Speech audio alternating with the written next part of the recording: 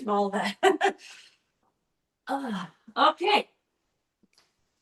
Good morning. Congratulations on making it. My roomie is gonna head out of here in a minute because right now he's working maybe 4 feet away, and I hear clickety clackety on the keyboard. Okay, so let's start with our feet, solid under our hips, maybe a little bit wide. And we're just gonna interlace the fingers, and let's exhale to push the palms forward, bend the knees, and round the back. And you'll notice that if you lift your pinky fingers up toward the ceiling, your arms get higher. And now your arms are framing your ears. So we're going to try to get our arms that high that we feel like they're framing the ears. So that's the exhale location. On the inhale, let's straighten the legs, reach up, maybe even reach back a little bit so that you're stretching through the armpits. So we'll exhale to come forward, rounding, and we'll inhale to reach up and back, arching.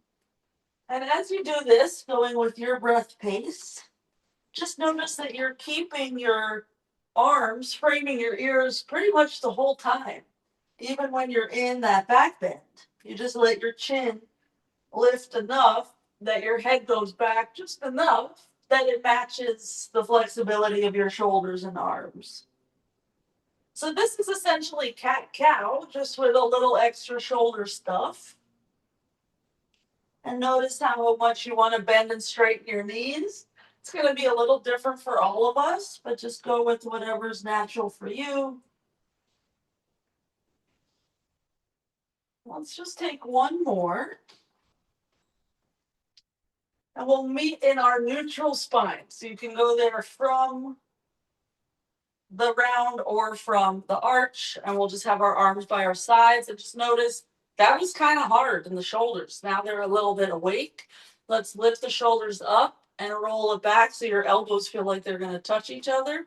And we'll just do that again. Shoulders come forward, then a big circle with the elbows.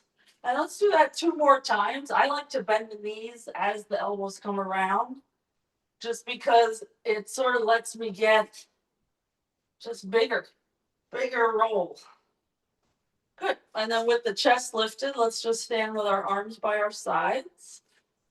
Parallel feet, neutral spine. We're quite open through the collarbones here. And you're calm. There's no big deal. You're just fine. You're standing fine. Let's inhale to reach the arms up and fold forward for the exhale. Halfway up for the inhale. And let's just step to plank for the exhale. To save our wrists for right now, let's come down to the elbows. Then slide the hands forward so your elbows replace your hands where the hands were in your plank. So now we just call this forearm plank. Let's lift the knees up for an inhale and gently place them down again for an exhale.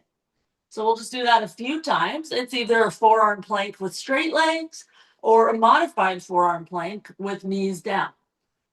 And we're just going back and forth so we can see what are we doing in our core to make it so that our pelvis stays neutral. It's quite a lot of work. It looks so easy. Someone were to peek in here, they'd think not a problem.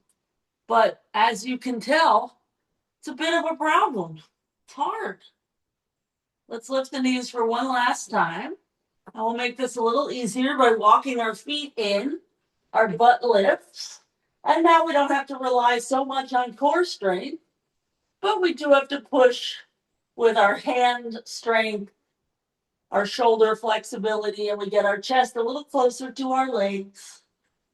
Release the neck. And let's straighten the arms so we wind up in normal downward dog. And I ended up quite forward of my mat. So if that happened to you, just take a little scroll back so you're in down dog on your mat. And let's lift the heels high for an inhale. Bend the knees, exhale, and step, walk, or jump forward. Inhale at the top. Fold, exhale. Rise all the way up. Inhale. We're just going to bring our hands to prayer, the right knee toward the hands. And let's place the foot, Utkatasana, arms up. And again, right knee comes up, so it's the same leg. And again, our Utkatasana. There's one more like that. Still the right foot lifts, the knee comes in, and we'll Utkatasana it. And we'll keep our knee bent, our left knee bent. We'll just bring the right leg up. So now we're in no man's land. This is not a pose. Let's extend the arms out to the side, extend the right leg out to the side. And with that standing leg bent, however much you want, just practice lifting and lowering the right leg. It could be a lot, it could be a little, but you're going to feel your right glute working to get the leg to lift. When it comes down, it's just a light touch. It's not really weight bearing. So adding on just a smidge, we'll place our fingers behind our ears. And as we lift the right leg, we'll bend it in and touch our left elbow. Then extend it out again. We twist, we touch, that's the exhale. We extend it out again, inhale. A few more times like that. Your standing leg stays bent. So it's kind of like the continuous Utkatasana with that standing leg. It's okay if it burns a little bit. It's temporary. And after this last one, we'll just meet in Utkatasana. We'll lower that foot. We'll lift the arms. And let's fold for the exhale. Halfway up for the inhale. And chaturanga for the exhale. Upward facing, we inhale. Downward facing, we exhale. And let's rock forward to plank. We'll place our knees down so we can again come down to the elbows. The elbows are going to be maybe an inch forward of your shoulders. Then lift the knees again. This time, let's bring the feet all the way to touch each other so you feel your ankle bones clink. And either stay here or right knee toward right shoulder. There's the exhale. Extend back. Forearm plank. Left knee toward left shoulder. Exhale. Inhale, extend it back. And just alternating at your pace. You're going to notice a tendency to wiggle a little bit in the arms. Try to avoid that. Glue your fingers to the floor. One more time with the left leg. And then we'll meet again in down dog B. So we walk the feet in. We push with our hands. So our abs have an easier time of it. Shoulders and arms, not so much. To get your arms to straighten here, first you push your chest toward your thighs. Engage your legs. Then straighten the arms. And then walk back onto your mat if you wound up forward. Heels up high for an inhale. Bend the knees, exhale, step, walk, or jump. Inhale when you get there. Exhale to fold. Rise up. Inhale. Hands come to prayer, and we just lift our left knee toward this prayer. We find Utkatasana. Arms come up, butt goes down.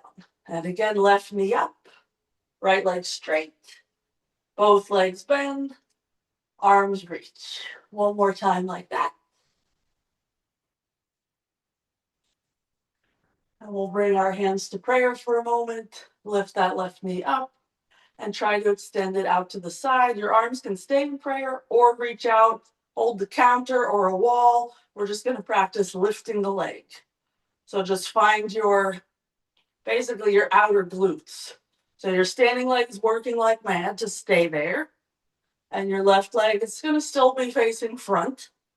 It's not like the ballet second position situation. And we'll bring our fingers behind our ears. So your elbows are pretty wide here. We'll lift that left leg and we'll exhale to twist. We'll inhale, extend. And we'll try to keep that right elbow wide. Even when we're trying to touch our knee toward it, it's tempting to just sort of collapse the elbow. But see if you can instead just do a little extra twist to sort of make it into the shape. Two more like this.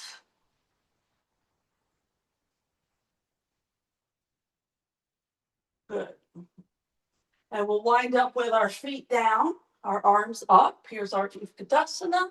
And we straighten the legs, fold, butt up toward the ceiling. Halfway up, inhale. Chaturanga, exhale. As you pull yourself into up dog, push into the tops of your feet, and we press downward dog. Okay, let's rock forward to plank. This time we'll stay on straight arms because it's too difficult to do this next thing without straight arms. So I'm just going to face this way instead. We're going to try to get our right foot to come out to the right side about level with our hands. We'll step to plank again. Then we'll do the same thing on the left side and we'll step it back. So the arms don't change. You're just going to swing your leg out to the side. It may or may not go as far forward as your hands. You could always be on the forearms and just let it go less. We'll take one more round each side. Whether your hands or arms are straight or not, your fingers are working. And we're going to meet in a downward dog. It's a lot of hip and outer glute all at once. Now let's bring that right foot forward between the hands. Left knee down, Anjaneyasana. We'll walk our hands up. Oh, so sweaty already. I don't know if I blame what we've done or just it's hot out today. I'm not sure. Let's take robot arms. And then sort of the same thing we did before. We're going to roll them forward and down. And then with the elbows, big circle. One more time like that. So it feels like your elbows are trying to touch each other behind you somewhere. And naturally then your chest lifts. Good, then bend the front knee another inch. And just put this in body memory. We'll use it later. Let's place the hands, step back, vinyasa or downward dog. And from dog, we're going to step our left foot forward. And first we'll just hang out there for a sec. Get used to Anjaneyasana with the hands on the left side, perhaps for balance. And as we add on, it gets harder and harder to stay square. So remember here, in the most basic of the forms, your right hip has to come forward. So you're squeezing your thighs toward each other. If I don't, this is what happens. I'm just kind of bleh. So it's a very controlled action. Let's bring our arms to robot. Big circle. Elbows poke back. One more circle. Elbows poke back. Chin lifts a little bit. Throat is open. Front knee bends. Good. And hands come down, vinyasa or dog.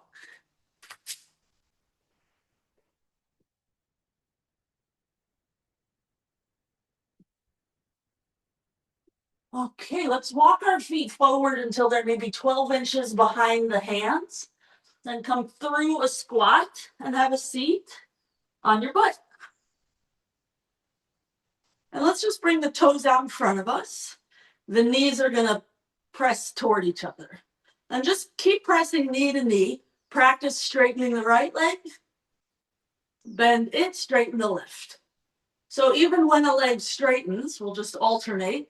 The knees are still pressing together, just so that you have an idea of midline.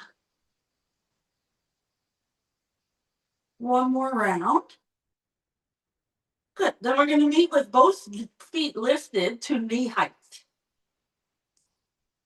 And knees are still pressing together. We'll keep knees in our focus. Just lower the toes, lift them to knee height.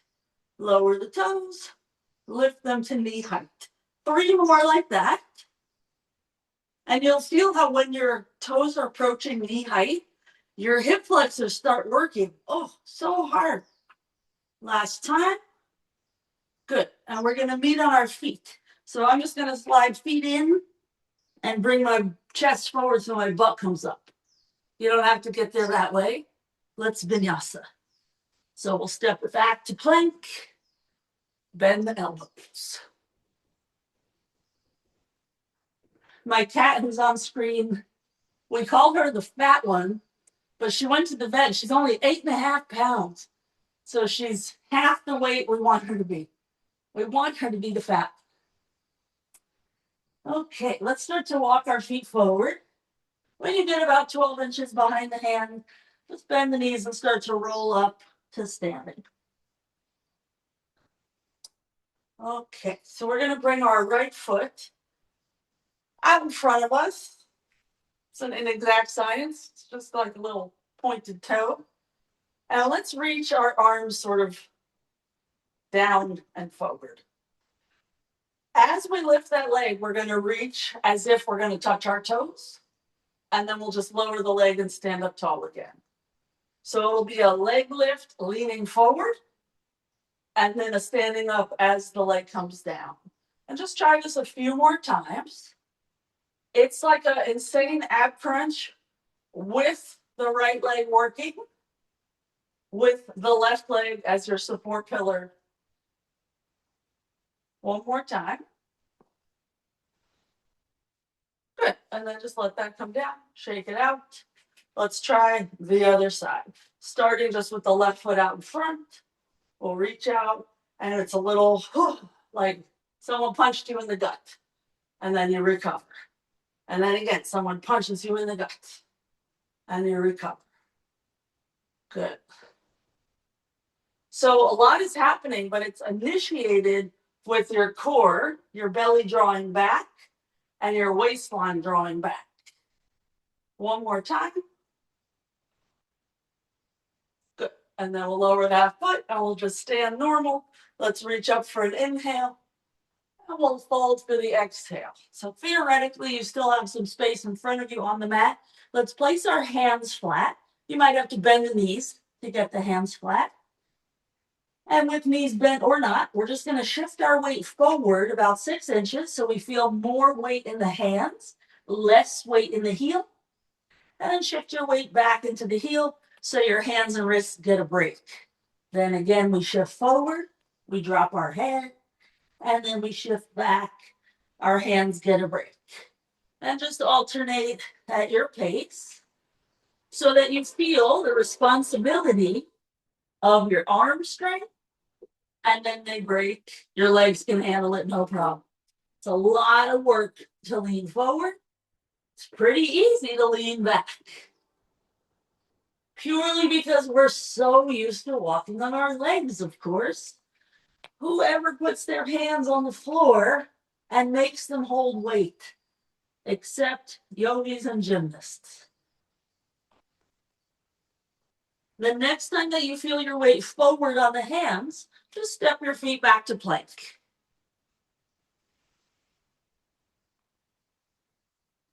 Good. Let's exhale all the way to the belly. Sphinx pose. We'll just prop ourselves up on the forearms. If you have any back issues, maybe just hang out here and practice. How are you going to push your pubic bone down, lift your belly up in order to relieve your back? If you're okay here, straighten your arms for an inhale and gently lower your elbows for the exhale. So we're just coming in and out of it as opposed to staying in it. The coming in and out is going to give you a lot of awareness of your elbows and your hands, because the tendency is, as we're lowering the elbows to the floor, they start to splay out. Don't let them do that. Make sure they're squeezing in. Hello, triceps. Good. Okay, the next time our elbows are down, we're going to keep our body in this shape. We'll just walk our hands back so they replace the elbows. And then we'll come into a little cobra. We'll keep our legs on the floor and tuck the toes, downward dog. Normal, normal. Maybe we'll pedal out your feet a bit. Okay, let's bring our right foot between the hands. Anjaneyasana. Round 2. It was a long time ago we did Anjaneyasana. We've done many torturous things since then. Let's roll one shoulder back, big elbow swing like you did before, then keep it where it is. Do the same with the other, and try to interlace the fingers. Arms go straight. Good, so the knuckles are reaching back and up, thumbs off your leg if you can.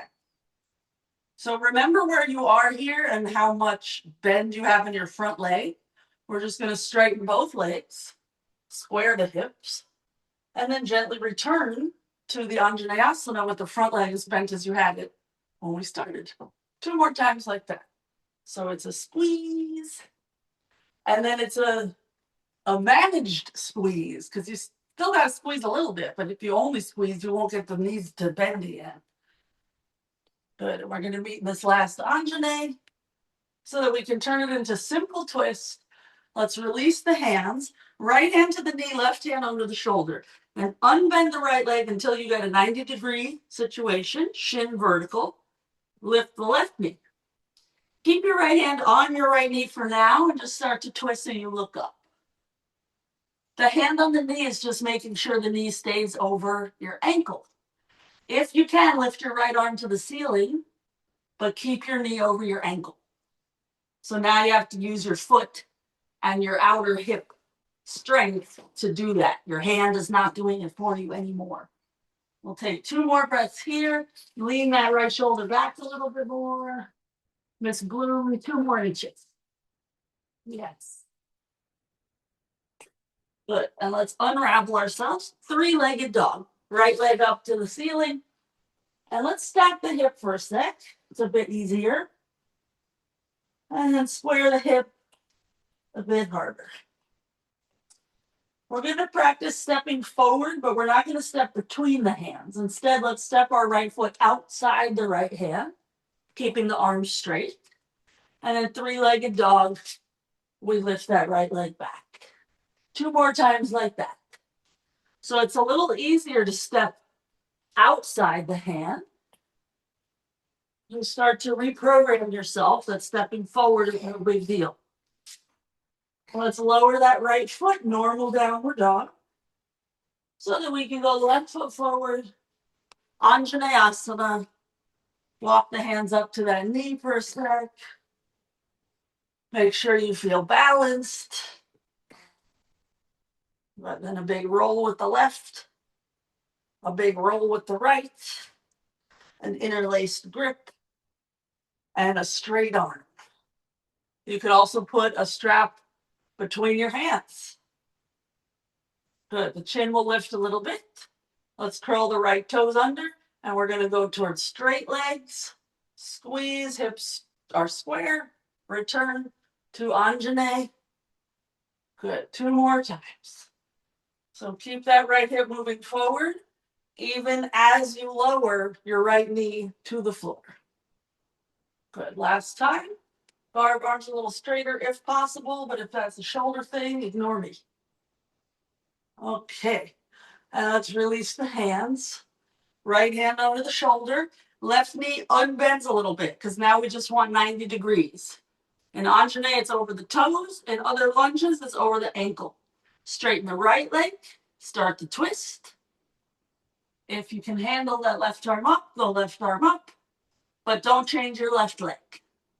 So you just added the arm up. You didn't change anything else. Good. And it's the same squeezing of the leg that you had to do when you were lifting and lowering the back leg. And if you do that squeezing, you're going to feel like your hips go up a little higher. Then it's much easier to roll your shoulders back. Good. And let's lower the hand. 3-legged downward dog. First, just lift the hip because it's easier. Give yourself a little bit of a break. But then we square the hips. We accept the challenge. And then let's step that foot outside the hand. There's our exhale. 3-legged dog. There's our inhale. 2 more times. Practice keeping your arms straight because you're creating space.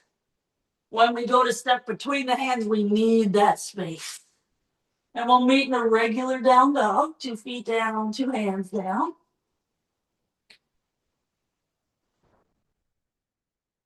Okay, let's walk, step, jump, feet to hands. We'll inhale when we get there and fold for the exhale. Rise all the way up, inhale.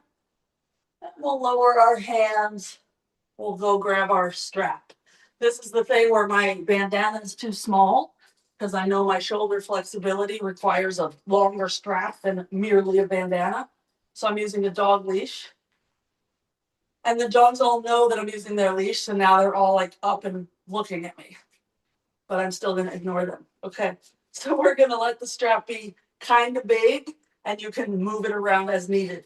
We're just gonna go up and back, and you can let your butt stick out as you do this, and then you'll come forward, oh, and around. And just a few times like that, you'll decide, oh, is it a good distance between your hands or not? Oh, goodness gracious. Okay. So the next time that you're on your way back, we're going to stay with this idea of back. Well, we'll keep just one arm back there. The other arm you're going to lift up to the ceiling. So you wind up with a bottom arm essentially pulling down and taking that top arm across your body a little bit. And it's not so much that you're like tilting over, you just feel like the arm in the socket is getting a little moved around by your bottom arm controlling it. And let's take it around to the other side. And sometimes the bottom arm, I can like wrap it around the strap a little bit more and get a little extra pull.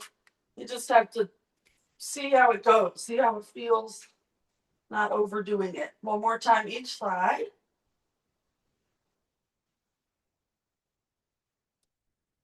Neck is still relaxed. And over to side 2, last round.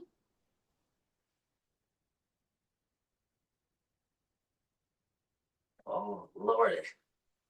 I hope it doesn't hurt y'all like it does me. Okay, let's get out of there. We'll just put it to the side for a sec. And we're going to go toward the back of the mat so that we can sort of use that for a sec. We're going to step forward and just, and then step forward. So we have a diagonal with the arms, and there's a little back bend situation happening. I'm just doing it still because I'll walk right off the camera feed. But you could also do it still. You don't have to take steps forward. But it's like a little beat with the knuckles back. And your back will bend a bit, your ribs will pop forward a bit, and your shoulders will open a bit. So it's kind of sloppy and free, almost like we're dancing for a sec. And when we stop doing this, you're going to feel your shoulders quite a bit. Okay. Good. And let's start to release it somehow. Just shake it out. We'll meet at the top of the mat if you're somewhere else. And let's go both arms up for the inhale so we can fold for the exhale. Halfway up for the inhale, vinyasa or dog for the exhale. And we're going to meet in our Anjaneyasana again with our right foot forward. Our left knee down.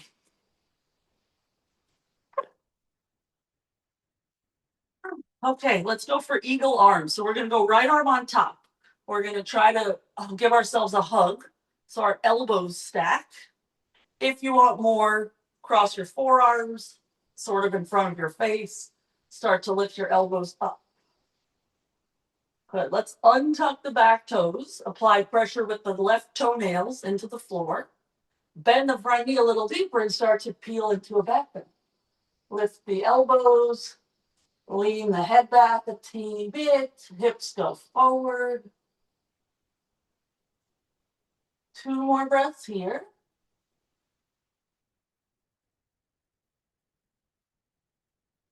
Let's unravel the arms and reach up. We'll turn this into a high lunge by curling left toes under, straightening left leg, and open it up warrior 2 so that we can adjust the feet, get our heel to arch alignment. Triangle pose. We'll straighten that right leg, maybe scoot your left foot in a little bit. Inhale to reach out. Exhale, hand comes down. We look up at our left thumb. If your hand is on your ankle, consider just sliding it down that extra few inches to reach for your big toe. That just ensures that you're using your core a little more than your arm. Okay, we're going to rise up for an inhale. Rebend the right knee so you're in your warrior 2. Return to your high lunge and adjust the feet so your right foot is in front of your right hip, left foot is behind your left. And let's gently return to our Anjaneyasana. Good. This time, right hand to left elbow. Oof. I don't know why I'm torturing us today. I'm sorry. So we're gonna push our head into our arm. And you'll notice then you're in more of a back bend as soon as your head does that little nudge back. You can keep your right hand there, or it'll come out to the side, it'll roll forward, and you'll link your hands behind your shoulder blades, essentially. But regardless of your hands, practice lifting your chin just a smidge, pushing your head back. Last breath here. And we're going to meet in a three-legged downward dog. So we'll just unravel nice and slow. Take your time. Let's lift that right hip so that it's easier for a moment. And square your hip. See your right leg. Check that your kneecap is facing the floor. And then try to lift your leg a little bit higher up. But still with the leg straight and still with the kneecap facing down. Let's step that right foot between the hands. That's the exhale. Three-legged dog for the inhale. 2 more times like that. It's okay if it doesn't get actually between your hands. But this is a little harder than when you stepped outside the hands, so it is what it is. And we're just going to meet in a regular downward dog. And let's go left foot forward. Anjaneyasana. We're on side 2. We'll untuck the back toes. We'll push into the toenails. And let's give ourselves a hug, left arm on top.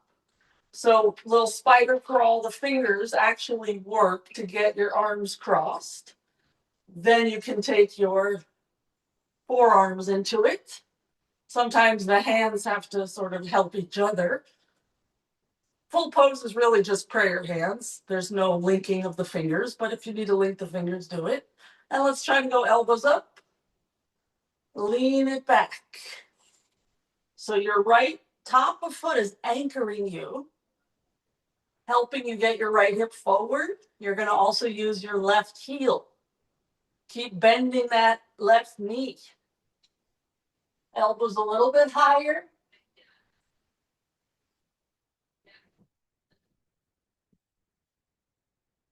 Okay, we'll unravel the arms, curl the right toes, high lunge for the inhale, warrior 2 for the exhale. And adjust the feet first, you have heel to arch, then straight left leg, then adjust the distance. So you're in your triangle shape. We reach out for an inhale, hand comes down, right arm up. So the reaching for the big toe is the Ashtanga way. It's really only possible if your hand is already very comfortable on your ankle, because then it's just a little more side body elongation. But first, your hamstring and hip have to decide if hand by ankle is even feasible. There should be no pain. Triangle should be one of those that you love.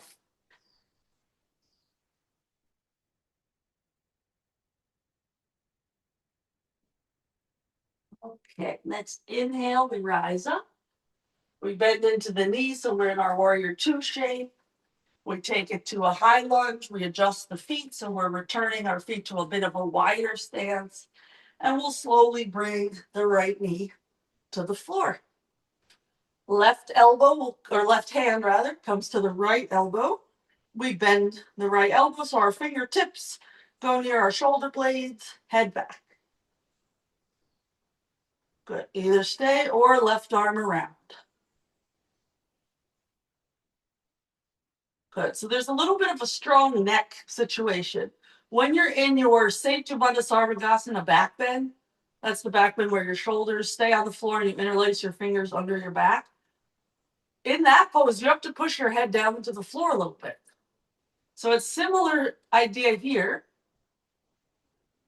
You can feel how the throat is opening. Good. And let's slowly get out of there. We'll meet in our three-legged dog.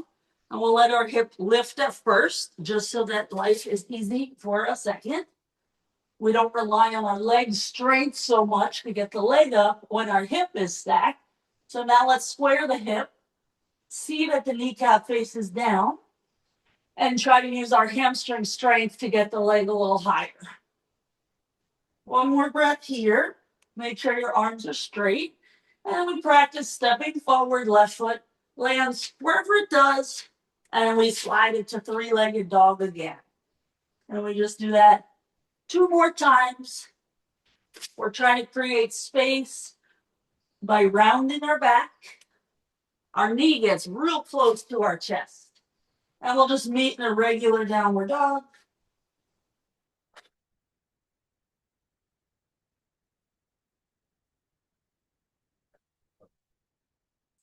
Okay, let's start to walk our feet forward toward our hands. Bend into the knees, dangle the head, and start to roll up towards standing. Okay, we're just going to move in and out through a little vinyasa thing that you'll either love or you won't love, but we'll see. So just for ease, for now, let's just keep our hands in prayer so that we don't have to think about our hands. We're just going to lift our right leg up and let's kick the heel forward. So our right leg is straight out in front of the hip. Then we'll rebend the knee, keeping our hips square. We'll lean our torso forward and kick back like we're in a warrior three. We'll bring our right knee to the chest again and stand. And we'll extend that leg forward. Kick. We'll rebend the knee. And we'll kick back. We'll just do this one more time. So we're just finding all these little counterbalances. We're staying calm. We're using our foot quite a lot. We don't realize it, but that reach that our foot is doing is really helpful. And we'll meet with our knee in so that we can then reach our left hand for the pinky toe side of the right foot and kick. And we'll just stay here. So it's sort of the same kick, but now you have something to kick into, which makes it so much easier, which then we can stay for a little bit longer and enjoy it. Maybe even enjoy it enough to look back at your right thumb. We'll just take one more breath. And let's untwist, rebend the knee. We'll return to our warrior three type shape where our leg kicks behind us. But this time, let's bring our arms behind the back to interlace our fingers. Like you did before in your Anjaneyasana, we're going to try to get our thumbs and forearms up off our butt. 2 more breaths here. Chest is reaching in opposition to the leg. We're going to keep our arms like this. Legs will come to Utkatasana. So we'll just lower right foot to left foot. Knees bend, chest up. And this is kind of a different arm position than you're used to in Utkatasana. It's much easier if our arms go in front of us because then they counterbalance our butt. But when we're here, we're going to wind up a little more shoulder rotation because we don't want to fall back. So we wind up giving ourselves more back bend just to save ourselves from the careening out of the pose. One more breath. Okay, slowly release the fingers, straighten the legs, shake it out. Oh my God, I have sweat like just dripping down my face. Okay, let's try the other side. Hands to prayer. It starts very innocent. We just lift our left thigh. And we're going to keep our thigh there, just kick the shin bone forward. Then rebend the knee, kick it back, lean the chest forward. The knee comes in again to the chest. Try to keep your thigh where it is. Shin extends out. Bring it in, kick it back. One more time. So your standing leg is going to feel it a lot, especially when you kick your front leg out. It's all that standing leg glute. Good. And we're going to meet with our left knee at the chest. Notice to get your grip, you have to lean forward. You rounded your back. When you're ready to kick, you undo that. Stand up tall again. Reach back. Try looking back if you can. It's nice to also have your left hand on something so that you can look back without feeling crazy. You can also hold your knee instead of your foot. If you're holding your shin bone, it's going to be really hard to find the power of the leg. So choose either holding a knee or holding a foot. If you hold your shin, the knee would still be bent, not a straight leg. Okay, good. Let's unravel. Find your warrior three. And when you can, interlace fingers. Goofy thumb on top so you feel a little odd. And just for funsies, let your forearms come to your butt. Arms are still straight, but the arms are resting on your butt. And square your hips a little more. Left hip down. You can feel your forearms react. Then keeping your hips square, lift the arms up. Head the leg 2 inches higher. Good. Let's meet in our Utkatasana. Feet together, knees together, chest up. And it's almost like your shoulders are moving onto the same plane as your sitting bones. So you wind up in quite a big back bend. Bar of arms a little straighter if possible. Parallel knees bend a little more. Good. And let's slowly release. We're just going to stand. Shake it out. Oh, I'm sorry. That was so hard. And let's Vinyasa. Arms come up for an inhale. And we'll fold for the exhale. We'll cycle through. And we're just going to wind up meeting eventually in Anjaneyasana. So when you're ready to step that right foot forward, that's what we do. Okay. I should have said get your strappy thing.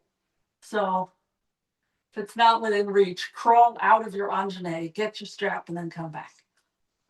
Right. I'm just going to face a different way so that you can see this back leg. All right.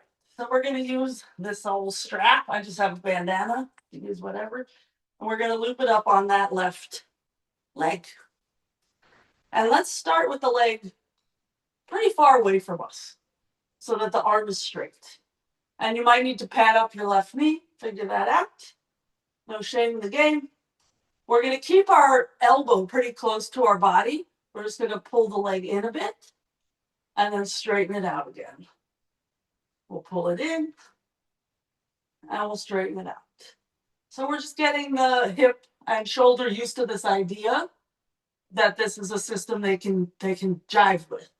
If this is not working out well, just stay put in a position that's manageable. If this is going well, keep your elbow close, then point it forward and up. You wind up in this big old back bend situation. The right hand can just stay on your right knee, or it can hold your left elbow, or it can walk down your forearm to hold your strap. Sometimes I like to hold the strap then with the other hand and bring the left hand to the floor. So you can always change which hand is in the strap. You wind up with a big stretch of your left thigh regardless of what your arms are doing. So do something that feels appropriate. And we'll just take another breath or two.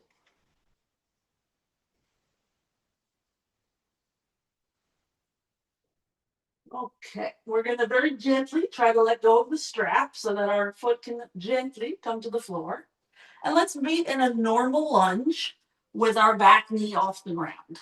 We can just go hands to prayer for now. Let's lean it forward, hook our left arm outside of the right thigh so that we're in a prayer twist. And when I first twist, there's this big old gap between my armpit and my thigh, so I'm going to undo my prayer. Right hand to right thigh. Hold on to that thigh so that it's stable.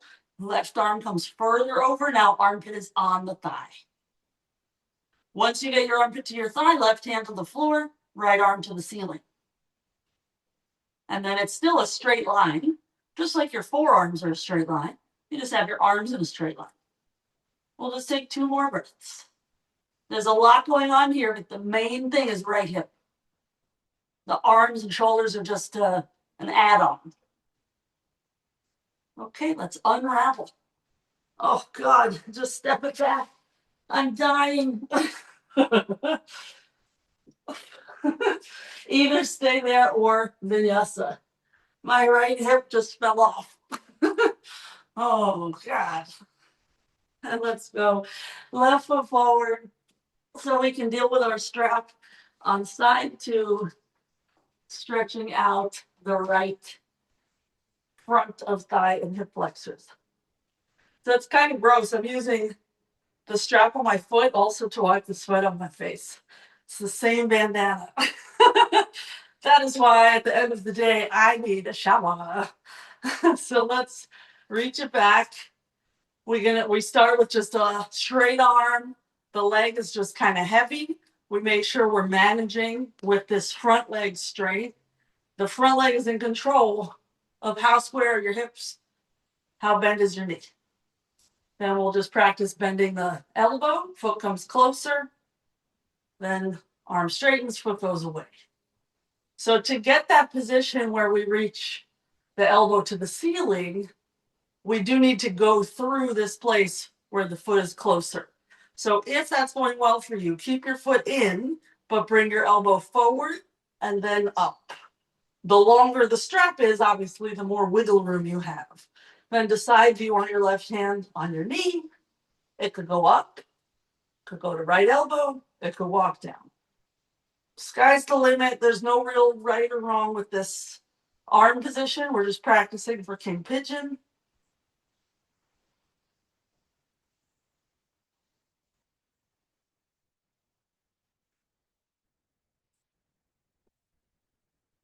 Really, it's powering up your left leg. Everything will be determined by that stability. Last breath. And we'll slowly let go of our strappy thing. We'll meet in our high lunge. And we'll bring our hands to prayer to twist.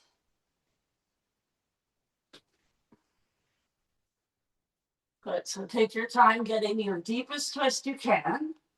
The forearms stack. Chest is right at the center thumb. And if you're extending your right hand to the floor, it's really just your forearm that moved. Kind of like when we had our standing balance little sequence and we had our knee in toward the chest. When we went to kick forward, our thigh stayed there. We just extended the shin bone. Same idea. Good. And let's slowly get out of there. Vinyasa.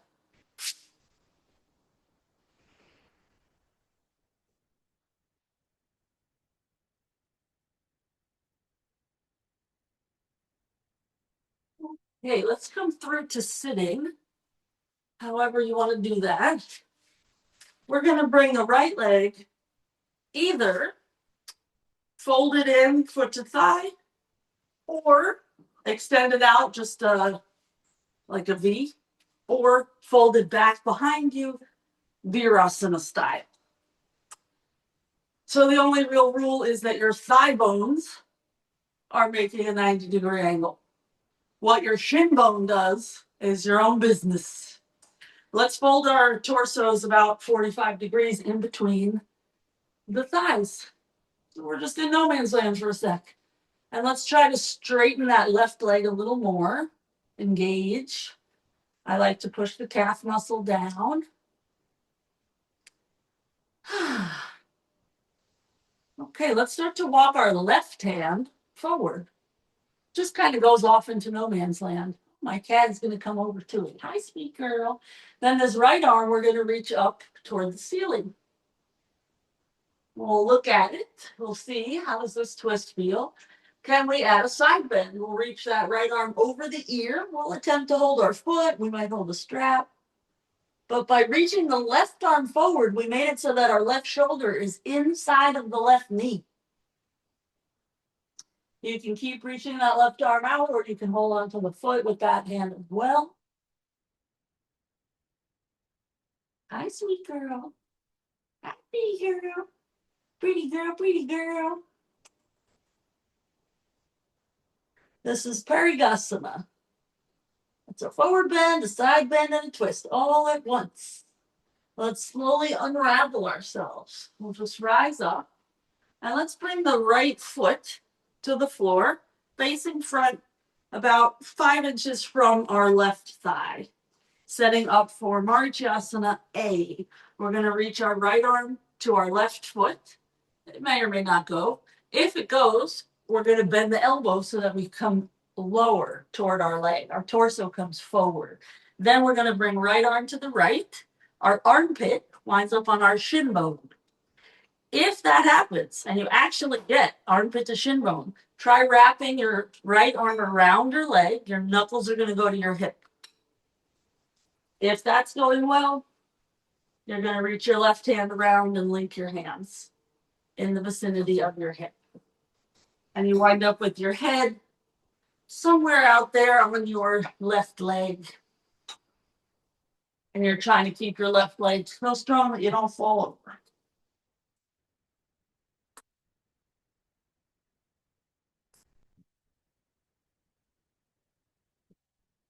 Okay, let's slowly unravel ourselves.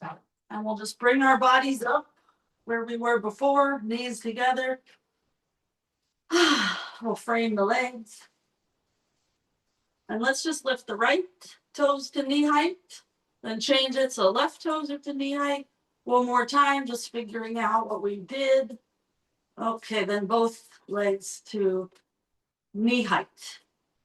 So then this is sort of the rest place. Let's straighten the legs, then back to knee height. Then straight legs to knee height. A few more times like that. And you just have the legs pulling in toward each other so that they sort of help each other, because it's hard to be on your own doing something like this. Okay, and let's meet on side 2. We'll straighten the right leg out along the mat, and the left leg will do what it needs to do so that you feel like you're going to be able to fold to that 45 degree. Traditional is that leg folded back Virasana style, but it's not worth any knee pain because all the other stuff, the forward bend, the side bend, the twist, is not going to be affected so much by that left leg. So let's start walking the right hand forward. So the right side of the body is moving sort of away from the right leg. Then lift the left arm up. Engage your right thigh more and start the side bend. We reach toward our foot. And we decide what do we want our right hand to do. Another option for that right hand is to go over to the left hip.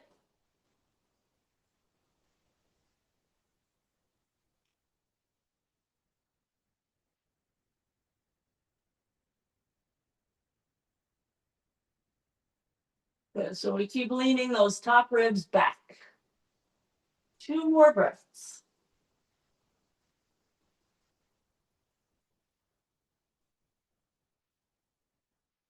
Okay, let's unravel ourselves. Rise up. We'll bring our left foot forward, knees up. Heel is pretty close to our sitting bone. Left hand to right foot.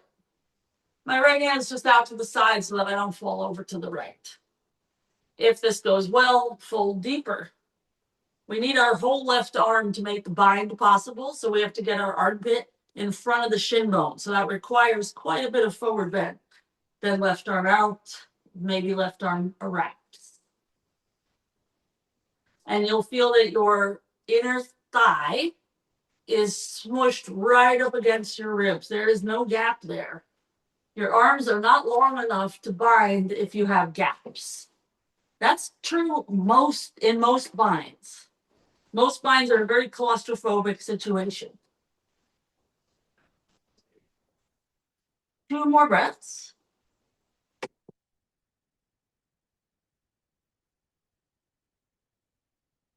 Okay. We'll lift the head for an inhale, release your grip. I'm glad my cat moved because the thing that we're going to aim for, I would kill her if she was still there, because we're going to try to land our leg. So first we'll lean back, we'll get our big toe grip. And we'll just practice extending the legs out. And then we'll bring the legs together. We'll open them out. And we'll just try that a few times. If you're having any trouble getting the legs fully straight, you're not going to do this descent that I'm going to show you. It's pretty weird and requires you to land on your shin bones. So here we are with our legs wide. We're going to start to come forward, but I'm going to pull up with my hands so that I land on my shins and then I can fold. So I attempt to get my calf muscles, I shouldn't say shins, it's calves. I attempt to get my calf muscles to the floor before the heels. So give it a try if you want. And we're going to meet in this place where our calf muscles are down on the floor and our legs are in a V. So you can get there holding on or not. I know it's very freaky. I saw that you released your feet at the last second. It's very scary and it hurts if you land badly. Really, the way that I learned it was to land badly a few times, but it's better if you practice on a carpet. But for a sec, let's just sit up tall and just practice this idea of lifting your heels off the ground, just like an inch. And you'll feel that you can land on your calves and your heels can be up, but your quads are working like mad. So that's essentially where you land. So see if you can lock in the legs like that, but also at the same time, hold on to your big toes, just so that you see, like, is the flexibility there? Because you have to be able to hold on and engage your thighs at the same time. So it's not an easy pose emotionally or physically. All right, let's get out of there. Forget about it. Let's vinyasa.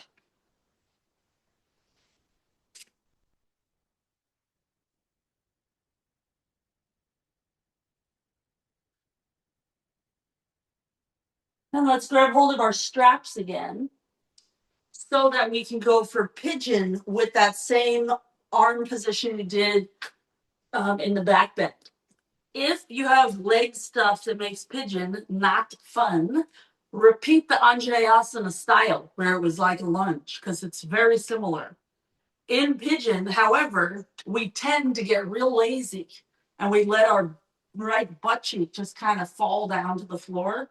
So instead, think of it as your lunge where you were squeezing your thighs to square. Then reach your left hand or strap back for your foot. And then get your left elbow real close to your hip or ribs. Then it points forward. Then it goes up. The right hand could be wherever you need for support, including it could be up by your strap. But be honest with your pigeon and don't let your right hip fall to the ground. If your right hip falls to the ground, it's very likely that your left hip just slid back. So squeeze your thighs like you would a lunge. Right hip back, left hip forward. And just accept that it's going to be harder and you're not going to feel as flexible. Just accept that. We do not need an ego boost from this pose. We stay honest. Okay, so essentially we're prepping for splits right now. We're going to take just one more breath here. Okay, let's get out of here. We're going to head toward twisted triangle. So to get there from pigeon, I'm just going to sort of push weight into my hands, step to down dog, and then bring that right foot about 3/4 of the way forward. So not a full step because it's not the same distance for twisted triangle that it would be for a lunge. So as you're ready to set up, block or no block, underneath that left hand, right arm to the ceiling. The hand could be on the big toe side of your foot if you want life to be a little easier, or pinky toe side of your foot if you want life to be harder. Regardless, push into the ball of the right foot and get that right leg straighter. So twisted triangle, not lunge. Yes, both legs straight. Boop. And scoot that back foot in. A little more in, Heather. Back foot in. And then 45 degrees. There we go. We made it. Good. So this seems like a weird pose to prep you for splits, but it's one of the most helpful for me. I always teach the class I want to take. So you end up doing what I like to do. And let's unravel so that we can step that left foot back. We'll return to our Anjaneyasana, but this time we're going to turn it into splits. We're going to attempt a downward facing split, which downward facing Hanumanasana, we'll call it. We can slide that foot as far forward as we want. Downward facing means that we're going to lean our head toward our leg, however much you want to. Some of you are going to want to come onto your forearms. It makes the flexibility piece a little bit harder, but it makes the arm piece easier. So it's sort of a mixed bag. You can always try it and change your mind. Sometimes things are not what we thought they would be, and we need to abort mission. Wherever you wound up, now be honest with yourself. Get your right hip back and your left hip forward, and just eat that slice of humble pie. We are not circus performers. We are just people trying to make our lives a little better. One more breath.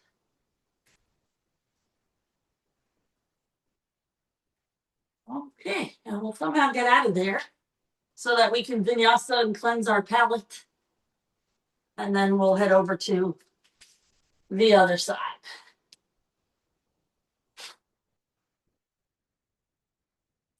Okay, left leg pigeon.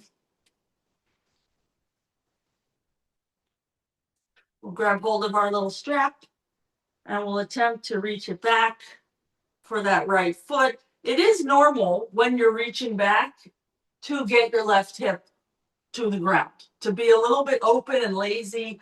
My hips are facing the diagonal over to my fat cat who decided to crawl into her box. But then once you get your grip, you got to work to square up again. Right hip forward, left hip back. Do the shoulder position that's going to make you happy. That's going to challenge you enough that you feel something.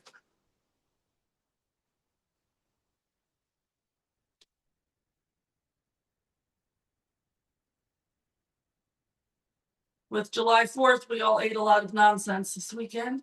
So maybe we have to work a little bit harder to feel something. The sugars have maybe numbed us a little bit. Heather might not know this, but it was barbecue weekend in the US. Just a lot of burgers and hot dogs and potato salad. Okay, let's slowly get out of there. And we're going to set up for twisted triangle. So I'm just getting there by stepping to downward dog first, and then stepping that left foot 3/4 of the way forward. You can get there all kinds of ways. For a twisted triangle, we have 2 straight legs, heel to heel alignment, back to 45 degrees. Right hand is down on the block or the floor on either side of the foot. Left hip goes back. So it's still that continuous work to square up, but you'll feel in your back when you do square up, you're going to feel so secure in your back.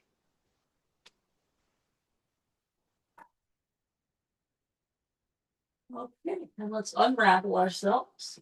We'll meet in our Anjaneyasana again so that we can creep our feet into splits. You can creep left foot forward or right knee back. The blocks can be under your hands, under your thigh, under your elbows.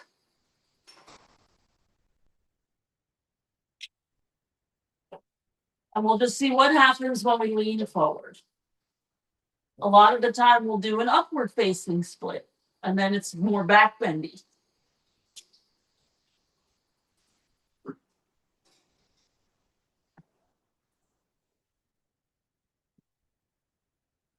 One thing that's fun to play with here is curl your right toes under, lift your right knee an inch, and you'll feel how then you work to get your right hip forward. Okay, let's slowly get out of there. We'll just meet in downward dog. Plan your route.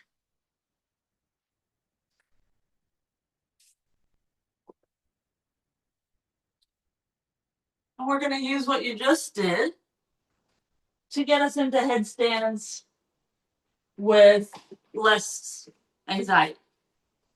Maybe. So I'm going to grab a block just for funsies. You can grab one or not. It's not going to change really what we do. It's just going to change how much you have to kick or lift with your back leg. So I'm just putting this block here. I'm going to put my head over here, interlace the fingers. My head will come down. My feet are going to go on the block, just so that I have an easier time getting my butt over my shoulders. Then I'm going to lift one leg super high, as if I'm coming into split. I'm going to let this top leg reach to its max, and then I'll start to lift the bottom leg. I'll just kind of stay here where I can still see my bottom leg. When I feel like I've had enough, I'll just come back down to the starting place and try the other side. So we're essentially coming through a split to get upside down. And the second leg, I'm just going to make sure I can always see it so that I don't ever feel like I'm going to fall over into a back bend. So it's really just the act of how are we going to get our shoulders under the hips? Well, our shoulders are there. So how are you going to get your hips over your shoulders, I should say? Good. And depending on flexibility, there is a little push with that bottom foot. The trick is, how do you push enough, but not too much? And the way that you figure that out is you practice, and you mess it up a lot of times. You push too much and you find the wall, then you don't push enough and you never get your foot off the floor or off the block. And eventually you figure out what is the proper amount of kick. It's different for all of us because it's dependent on your flexibility. Good. So come on down, rest for a moment. Actually, let's come down to our butts before we do this next iteration of headstand. We're just going to curl into a little ball. No problem. We'll hold our shins and we'll just pull it in so it feels like our knees are about to touch our shoulders. So we're just from the side, it just looks like this. No problem, because your arms are doing it, so it's easy. Then let's extend everything out. Arms overhead, toes reach out, so now we're in low boat. And curl it all in again. Hold on to your shins and pull knees to shoulders. And just do this a few more times. Reach it all out and curl it all in. 2 more times, just for funsies. Wakes up the core real quick. And hip flexors real quick. Okay, good. So that brings us to our second iteration of headstand. So this next thing requires that you do kind of know where your hips are in space. So if you don't yet know where your hips are, just repeat what we did. When you're ready, it's the same measure, fingers interlaced, blah, blah. So this time when we come up, I'm still seeing my feet. And I'm going to bend my knees and reach my knees toward my armpits. And I'm just going to curl up again. Hips are over shoulders. Curl it in. This is very difficult. Lift the hips up. This is very easy. So I'm working when I curl, and I'm resting when I lift the hips. So give it a try if you want. The legs won't really have to get straight ever. You're just practicing curling, neutral, curling, neutral. And if that is too difficult, repeat the thing we did a moment ago, where you're figuring out how to get your hips over the shoulders in the first place, because that's sort of the order of operations.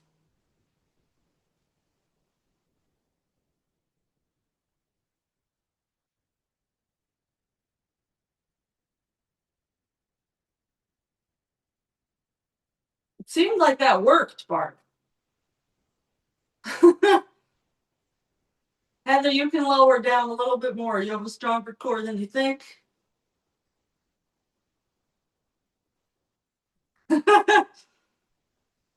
Oops, you went a half inch too low.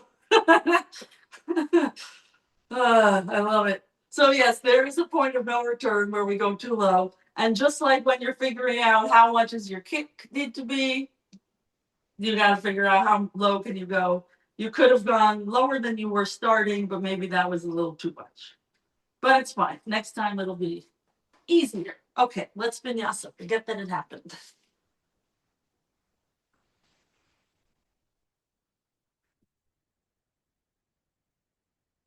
Let's come onto our knees for Ustrasana. So pat up your knees however much you need. We're going to curl our toes under. And then like we did earlier, we're going to do a big roll with the arm, big roll with the other arm. So it feels like your elbows are moving toward each other as opposed to kind of that elbow. We want this elbow. And then you're going to be able to lift your chest up and arch back.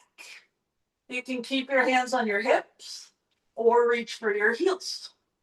And you can drop your head back if you want. Your head will essentially rest on your back muscles. 2 more breaths there.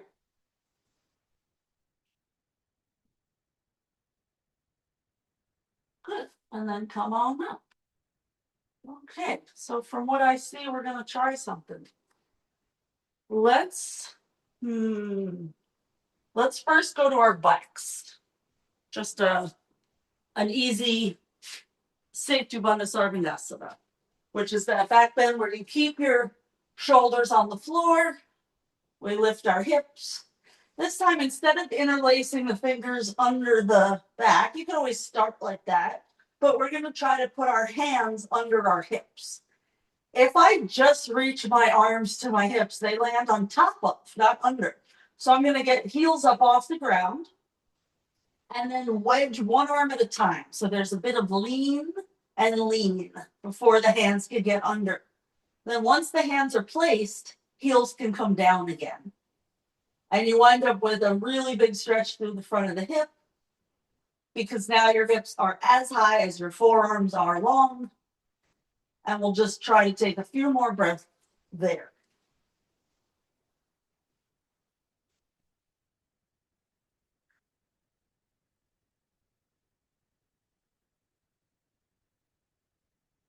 Good. Then lift your heels up again so that you can remove your hands and heels down and lower down. Let's bring the knees into the chest, hands to shins. And we'll just start to roll forward and back until eventually we sit up. Let's go double pigeon, right leg on top. Just to widen the back a bit, just so that you get mentally prepared. Pincha Mayurasana is coming up. So notice you're calm here. We'll start to attempt to have that ooze into our pincha. Let's change which leg is on top. So when we are entering pincha, we're going to try to do that same entrance that we did with our first headstand, basically coming through a split. And we're all going to have to figure out how much kick do we need with the bottom leg. We don't want to do so much kick that we wind up touching the wall. We can do just enough that we still have our legs apart. The bottom leg does not need to get up to the top leg. So let's come on out of our double pigeon. We'll come to tabletop. Then we'll lower our elbows down. We'll make sure that they're in a good spot. It's the same measuring that you did for headstand. Palms flat, knees up. One foot will step in a bit. The other foot will lift up. And now we just practice, okay, how much push do we need with the bottom leg? Just enough to get our hips over our shoulders. And then the legs can just stay separated. They do not need to join each other. So give it a try. Start in your down dog B and choose which leg wants to lift first. Your body can handle this more than your intellect, so don't overthink it. Palms flat. And the head will just drop. You can basically stare at your feet. And then as one foot lifts, you're now staring at one foot.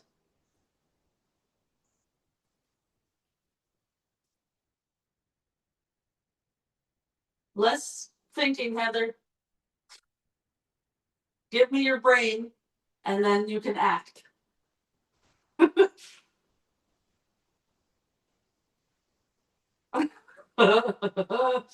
Oh my God, I love it. This is so silly. Okay, let's talk bottom foot for a sec. So that's where I'm seeing a bit of a situation. Okay, so I'm trying to figure out how to be on the mat. Okay. Can you see my bottom foot? I think so, if I'm here. Yes, okay. So I'm gonna have one foot lift, and then my bottom foot, I have a lot of control. So here I go tippy toe, and then I come down. I go tippy toe, straight leg, come down. So I might just do this a few times. And if you do that, I'm gonna do it from the side. You'll see how much movement I get in my shoulders. So I'm forward, and then I'm back. I'm forward, and then I'm back. So if you're freaking out, just do that a few times and let this bottom leg do quite a bit of work. Give it a whirl. The top leg is just along for the ride. The bottom leg is going to nudge you, and it's going to decide at what moment do your hips fly over your shoulders. Yes. Good. And now just get a teeny bit brave and just push.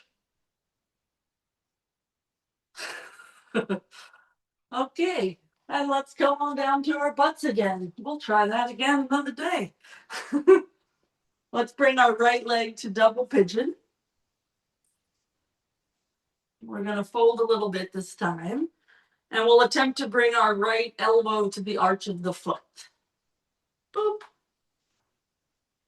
If that works, cool. If it doesn't work, maybe your hand to the arch, because then you can still pull yourself into a twist. You're just a little more upright. Maybe the forearm to the arch. If the elbow works, you can always go tricep to the arch.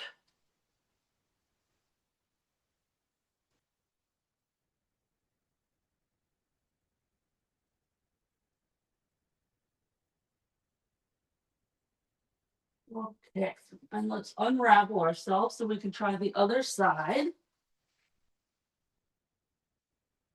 Heather's cat is like basically a sack of potatoes right now, just lounging, taking up like 1/4 of the mat, stretched out as much as possible, tail wagging because he's probably mad because she's breathing too loudly or something. Let's start to twist.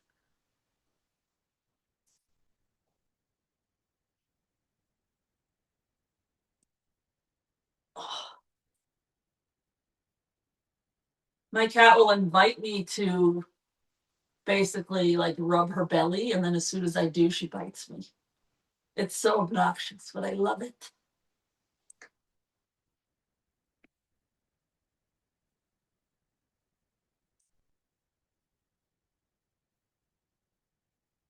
So we're going to attempt to do our headstand with a hip situation. So we've opened the hips, you've done some external rotation there.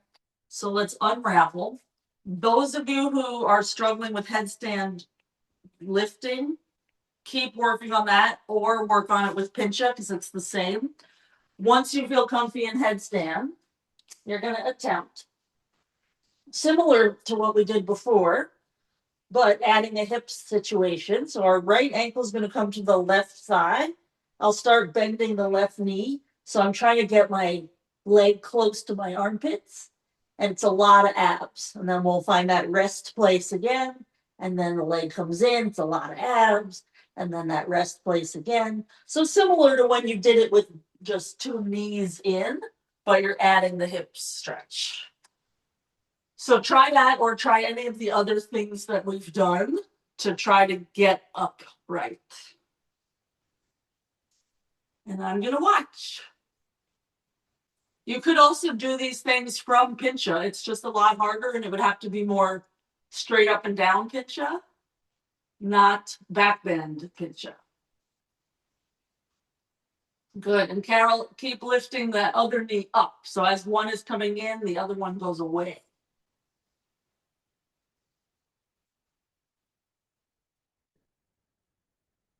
Good. And this is the beginnings of how we would lotus up our legs when we're upside down. This is a similar work.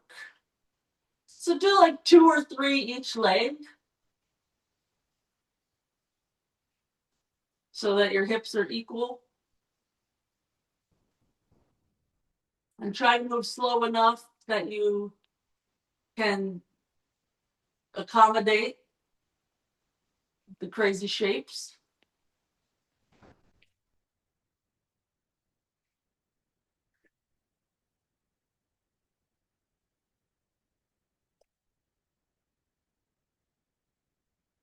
Good.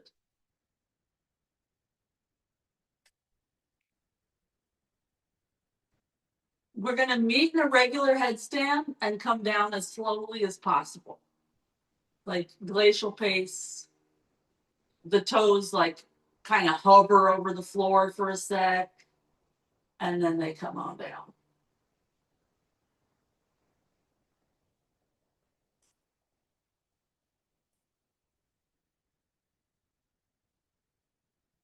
Okay. So Barb, what was your foundation in that? I couldn't see your arms. I'm just curious. Right there, actually, I was doing shoulder stand. Okay. Okay. I was just like, bitch, you got some leg control. I was I was just curious if maybe you had the breakthrough of all breakthroughs and now your headstands were just on point. Okay, shoulder stand is fair game. I love it. Okay, let's meet on our butts with our legs out in a kind of big old V thing. We're just gonna come to our forearms. And that might be too much, just be up if you need. We're gonna let our feet drop in a little bit and then we'll rotate them out. And we'll drop them in and we'll rotate them out. Just a few times like that.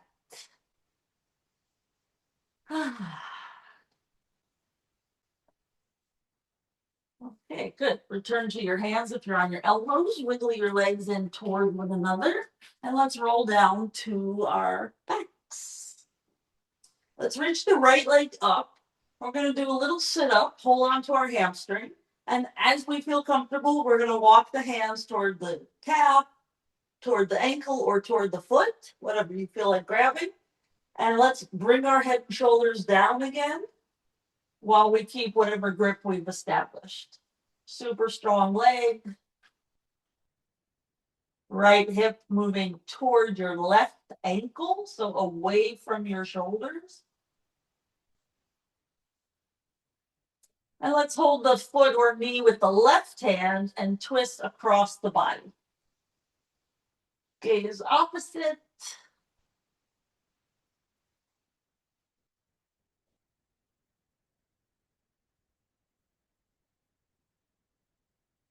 Okay, we'll bring it through center. Straighten out that right leg. Bring the left leg up to the ceiling. Hold on to the hamstring. Do a sit-up. Start to walk your hands down the leg till they will go no further. Then head and shoulders down. Legs super strong. And if you can, arms in the socket. So your leg is not pulling your arms up. Instead, your upper back muscles are pulling your leg down. And let's twist the left leg across the body.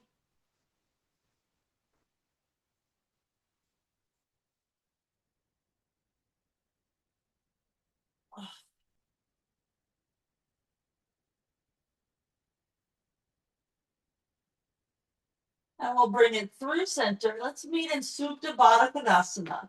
Soles of the feet will come together, knees will just drop open. I usually have to put my feet really close to my butt because the further your feet go away from you, the more the knees are going to drop down. And I get real anxious in the hips if my knees drop too far. So find a spot that you feel is good for you.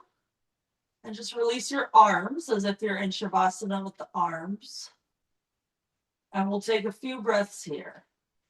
So it's almost Shavasana. It's like from the waist up, it's Shavasana.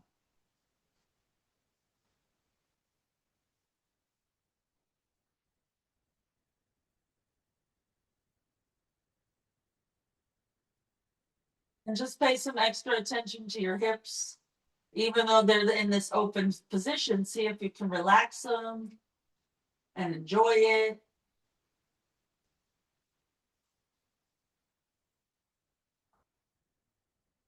And then as you're ready, wiggle your legs out to a normal Shavasana with them just straight-ish, flopping open, maybe mat's width, give or take, or anything else that your legs need so that your back feels nice in Shavasana. I think that sometimes the bigger your butt, the harder it is to find a comfortable Shavasana position.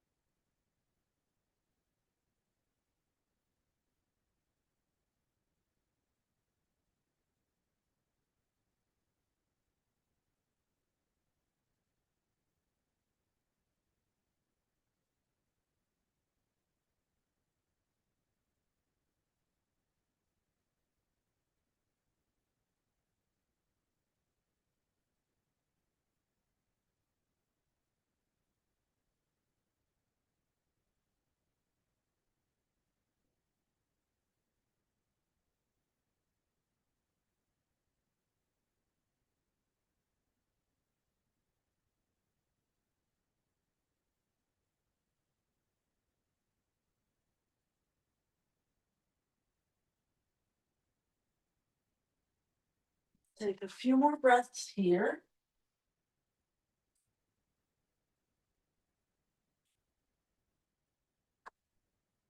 This is the piece that you have worked for 90 minutes.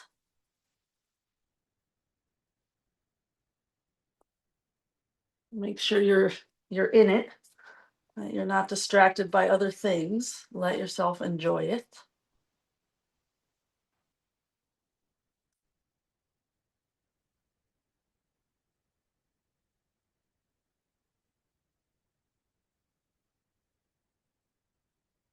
And let's start to wiggle fingers and toes.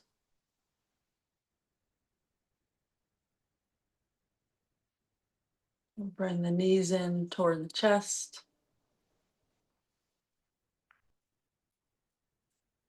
And we'll make our way to sitting.